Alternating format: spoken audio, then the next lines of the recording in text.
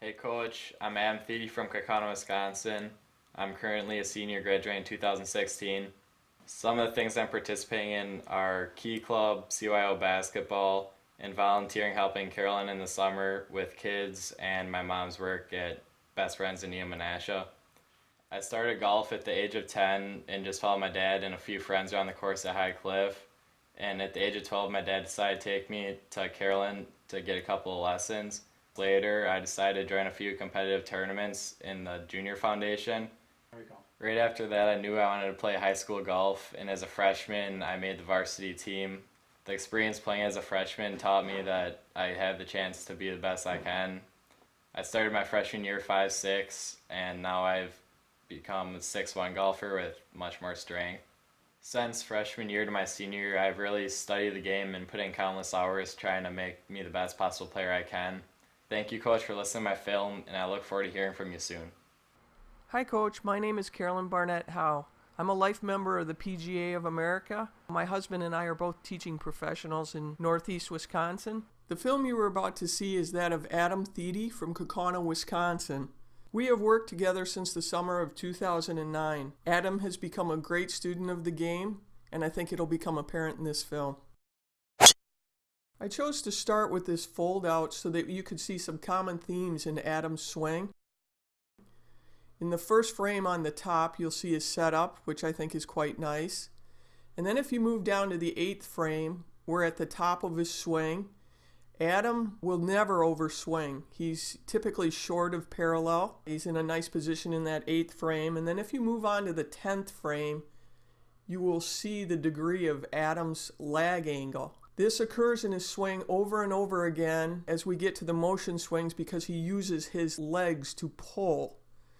Then as we move down to the bottom, in frames 1 through 6, you get a very nice picture of Adam's release and his spine angle.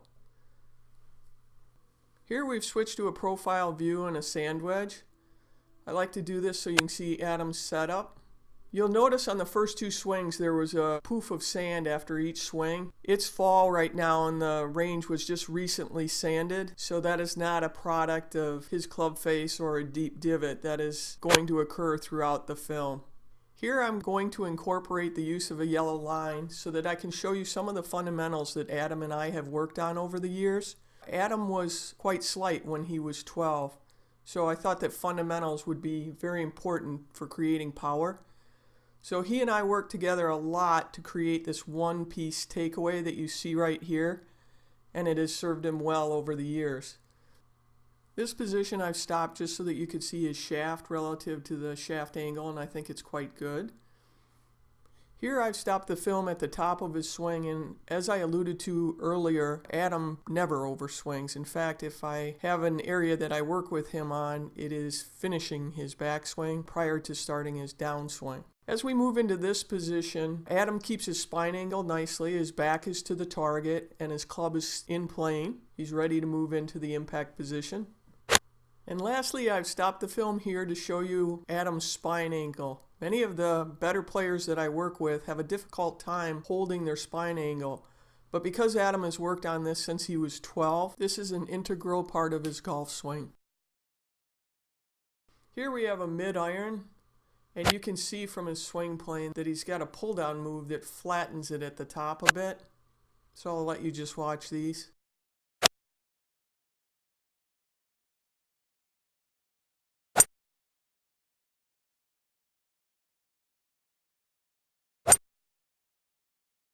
Here I've slowed down a driver, again, so that you can see the different positions and his characteristic leg pull, which creates quite a bit of power for Adam. And then we just finish up here with a full speed driver. I switched to the front view now so that you can see his shoulder turn, and again those legs as they pull on the downswing. Adam's grip appears to be a little strong in that left hand, but I really don't think that's true. He has very long fingers.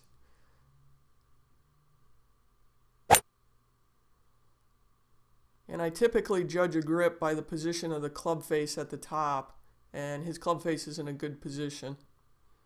Again, you see that poof of sand there that was from the maintenance practice. So we've slowed this down. You can see his shoulder turn, his hips respond, and then the pull and the release of the hands, which is quite nice. We've shortened it up here to some shorter irons and wedges, just to show you his move there. I'm finishing up with some short game shots. Obviously in college, player needs to be proficient in this area, and Adam does a nice job. We're chipping off the fringe not because he would in competition, but because we don't have a short area to pitch from. Lastly, here are a few examples of Adam's putting stroke. Coach, there are so many different types of successful collegiate golfers. There are those that are ready-made at the age of 12, and then there are those that just keep making steady progress and actually find their peak in college. Adam is the latter. Adam has been working on his game. He has been improving greatly each year. His fundamentals are solid. He's a terrific student. And more importantly, he's just a really nice person. He is going to succeed in college, and he's going to be a great addition to any college team.